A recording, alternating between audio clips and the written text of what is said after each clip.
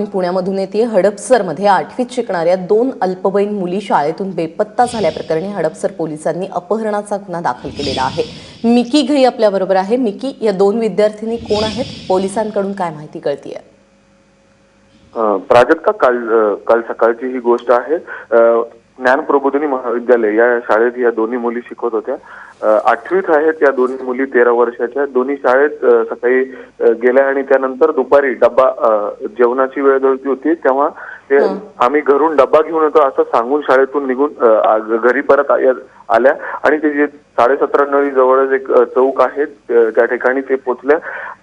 त्या ठिकाणून ते बेपत्ता झालेले आहेत। नाही ते घरी पोहोचल्या, नाही परत ते शाळेत पोहोचलेत।